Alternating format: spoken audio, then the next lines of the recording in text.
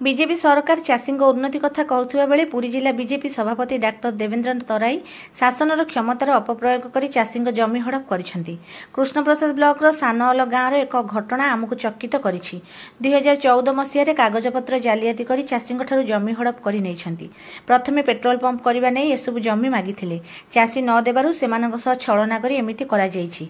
चाषी माने ए विषय किछि जानि नाहंती। 2024 मसीह से जमी उपरकू जिबारु जानिबाकू मिलिला जे बिक्री हो जाइछि। चाषी परिवार सेथिपई कोर्टर द्वारस्थ हेले।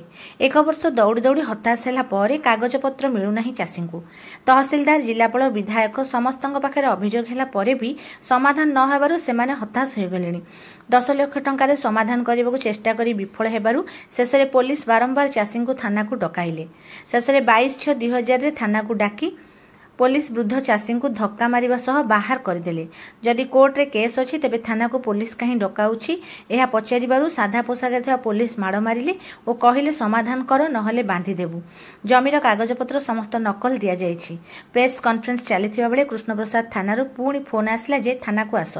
थाना आईआईसी सह जोगाजोग करिबारु से कहिले पुरी रे थाना रे कोन घटना हेउछि मु बुझुछि तेनु एठी आहुरी संदेह हेउछि।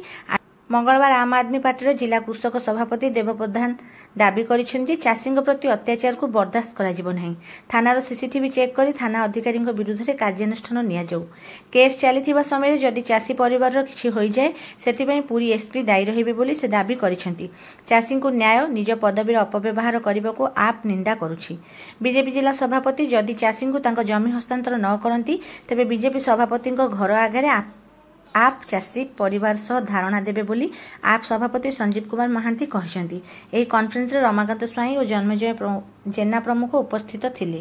देवेंद्र तराई और ताको परिवार जो बड़ी भाबरे चाषी माननकु जमी हड़प करिवार जो अभियोग एठी आसी सेथि पेका जेहेतु कोर्ट रे केस अछि से पर्यंत कौनसी प्रकार रो पावर जदि से यूज करछोनी ताले से भाबतुनी जे केवल सी अच्छा चाषी मान सहित आम आदमी पार्टी अच्छी काली भी थिला आज भी अच्छी भविष्य भी द्वितीय कथा जदि कौन प्रकार ए परिवार प्रति जदि कौन प्रकार कुठाराघात करा जाए आक्रमण करा जाए ताले एथिपैका पूरी एसपी दायी रही। पूरी एसपी एमन सुरक्षा देवा बंदोबस्त करंतु जेपर्यंत कोर्ट रे केस चलछि। जदि कोर्ट रे केस रे फाइनल जेपर्यंत न होइछि एमानको परिवार कहार भी जदि किछि क्षति हुए ताले सेतिपैका पूरी एसपी दायी रहे। आ तृतीय कथा डॉक्टर देवेंद्र तराई आपनकर बीजेपी रो पावर लगे कि जो भाबुचंती जे आपनला सब किछि कर देबे तकरी सेटा आपनकर संपूर्ण भूल। आ पुनर्बार आज चेतावनी करछि आम आदमी पार्टी जदि आपन ए प्रकार रो कौनसी प्रकार जदि दुई मतर नहीं जदि काम करंती ताले निश्चित भाव में आगामी दिन में आम आदमी पार्टी चाषी परिवार को लेकिन आपन घर